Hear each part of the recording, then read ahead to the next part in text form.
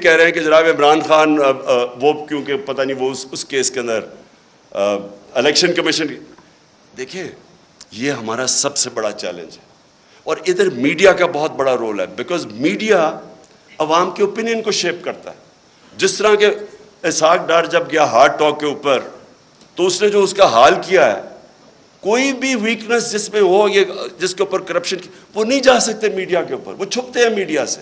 یا ہر روز شام کو جن کے اوپر اربوں روپے کرپشن کے کیسز ہیں وہ جا کے بٹھا دیتے ہیں، ایک بیچارہ پی ٹی آئی کا معصوم سا ہے وہ بٹھا دیتے ہیں ساتھ، وہ پنچنگ چل رہی ہوتی ہے، تم چور ہو تم چور ہو۔ سو میری سب سے یہ جو اور اسی کے اوپر میں آ رہا ہوں کہ جب ہماری اسٹیبلشمنٹ کو پتہ تھا ان کی پاس کتنے سال 30 سال سے یہ ملک کو لوٹ رہے ہیں، سارے ان کے پاس کیسز مجھے انہوں نے دکھائے ہوئے، میں سوال یہ پوچھتا ہوں کہ انہوں نے کیسے ان کا راستہ نہیں روکا؟ اگر ملک کی فکر ہے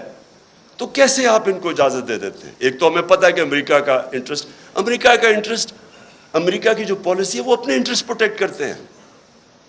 ان کا ہے کہ جی وہ پاکستان ہمیشہ ایک ٹیلی فون کرو تو جو کام کروانا چاہے یہاں سے کرنے کے لیے تیار ہیں۔ اس کا یہ نہیں مطلب کہ اگر آج میں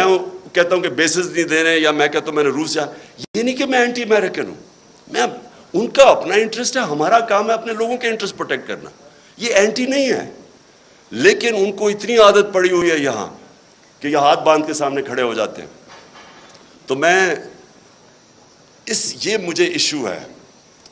کہ کیسے ایک باہر سے، ہمیں پتہ ہے ڈونلڈ وہ تو سب کے پاس، اس کا جو سائفر تھا وہ تو سب کے پاس ہے، وہ تو آرمی چیف کے پاس بھی گیا تھا، پریزیڈنٹ پاکستان کے پاس بھی گیا، میرے پاس آیا، فارن آفس کے پاس،